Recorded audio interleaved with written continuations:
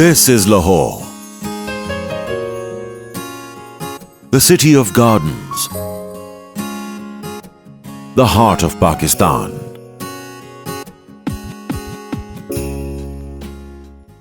A city that witnessed the rise and fall of several empires and dynasties spanning over a period of 2000 years.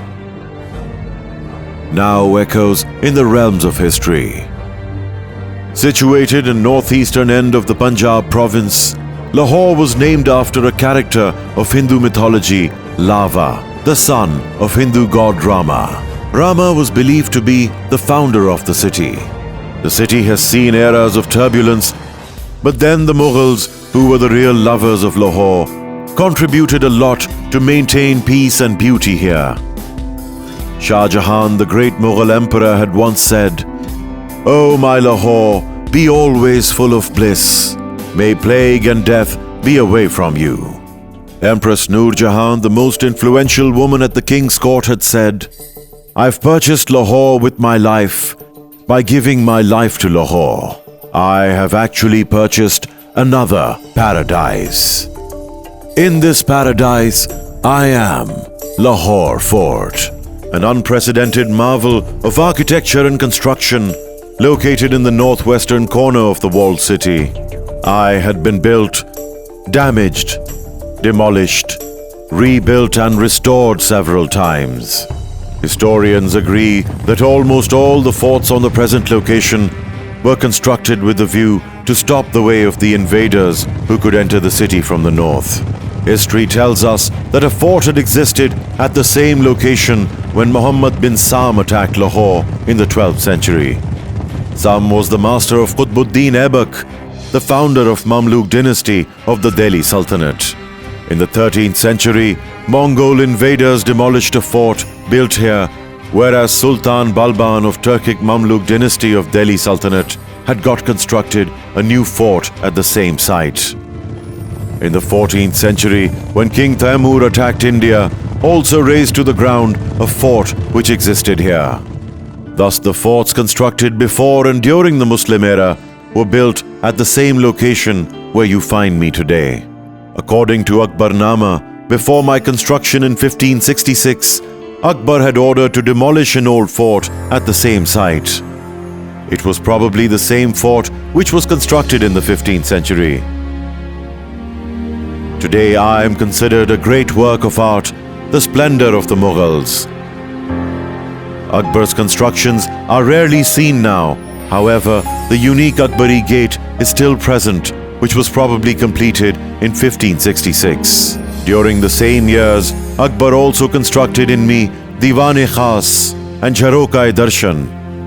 Both the sites were constructed to listen to the public grievances, which mirrors the relationship between the king and his people. It was Akbar who ordered the construction of palaces and big meeting places in my courtyard.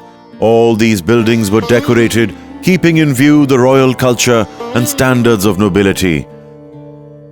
Now, I was not only a defense fort, but also a grand palace where one could feel the personification of love and authority.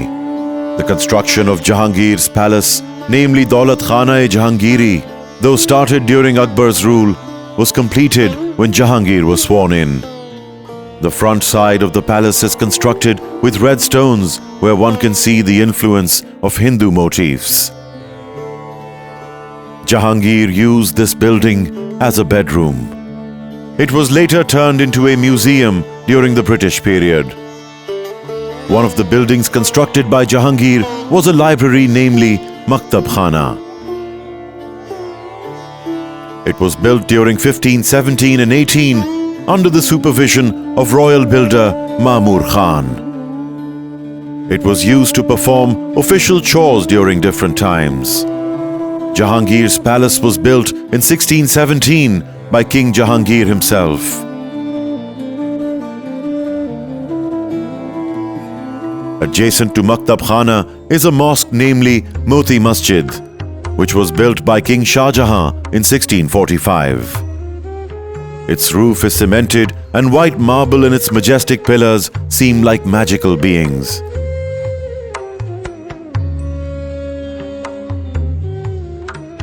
Diwan-e-Am was completed in 3 years. Shah Jahan had ordered its construction after his coronation in 1628.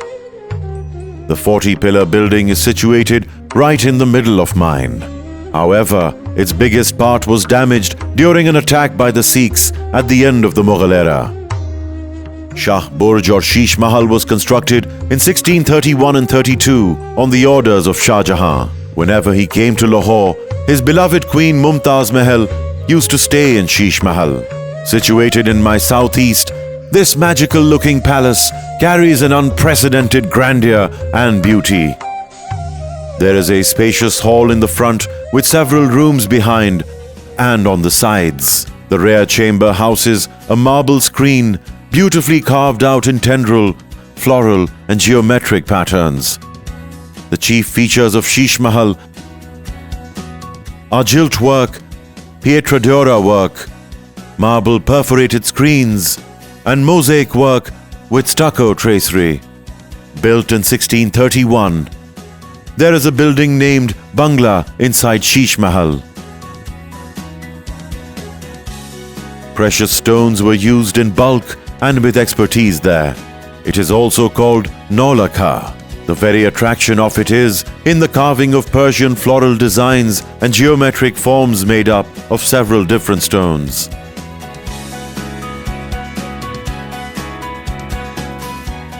Its ceiling is decorated with pieces of mirror. It is said that the princess used to have a sight of the city from here. In my west, there is a gate which is known as Alamgir Gate. It was built by Aurangzeb in 1673 and 74. It was probably the period when Shahi Masjid was being built. In the construction of this gate, one can feel the influence of Alamgir's soldierly thinking. When you enter my premises, a wall would appear before you 500 yards long and 48 feet high. The gorgeous and vivid mosaic decoration in pleasing colors on plaster base is the main feature of the wall. Its construction started in Jahangir's era and was accomplished by Shah Jahan. It mainly reflects the sports and pastimes of Mughal emperors. Nevertheless, it exposes a variety of geometrical and floral patterns. The human figures on it present a clear vision of the various mosaic styles that are adorned in hunting, fighting, dancing and mythological scenes. This art is known as Kashikari in Persian. There are lush green gardens inside my high and strong walls, Diwan Khane, spacious courtyards and palaces that give the traces of a past culture and lifestyle. Long queues of trees and their thick shadows add to my celestial beauty. Transparent and clean pools, minarets, retiring rooms, elephant stairs constructed with beautiful stones, from where passed through the elephants carrying royalty and queens, reminding my visitors of the romantic tales of the past, which are now deep in history. Soon after the fall of the Mughal Empire, Ranjit Singh conquered the Punjab in the 19th century. He also made me his abode in Lahore. His favorite place was Sheesh Mahal. While constructing new buildings on my premises, he had taken care of the Mughal taste in my new architecture. He, however, converted Moti Masjid into a temple and named it Moti Mandir. The sanctity of Quranic verses written inside the mosque was kept from harm. In 1846, Britain captured me and I remained in the occupation of British Army till 1927. Later, I was handed over to the Department of Archaeology. The department cleaned me of my armed identity to regain my past glory, and most of the buildings constructed by the British Army by modifying old royal buildings were demolished. During a long period of construction and deconstruction, I did never lose hope and found no decline in my love for Lahore. People from all walks of life, from kings to soldiers, made me their abode and enjoyed my living diversity. On 14th August 1947, I opened my eyes in a country, Pakistan. A number of events of the Pakistan movement still wander in my eyes. Later on, I became the host on the occasion of the Grand Islamic Summit held in 1974. So my immortality and sanctity is unchallengeable. To protect the red bricks of my boundary wall, the 25-acre green lawn of Iqbal Park has also been linked to my walkways. The most unique part of Lahore is its cultural heritage. And there also the specific spot where the Lahore Fort is located. If you look at it and you draw a compass, just half a kilometer around it, it is so densely converged with the historic monuments, which are world-class monuments. Every day, I welcome my visitors and allure them with my grandeur and charismatic vistas. It shows my determination, courage, and liveliness. Today again, I am being able to reflect a culture and heritage. One can see the glimpses of Mughal taste in my latest version. My existence is a blend of history and culture which will remain forever.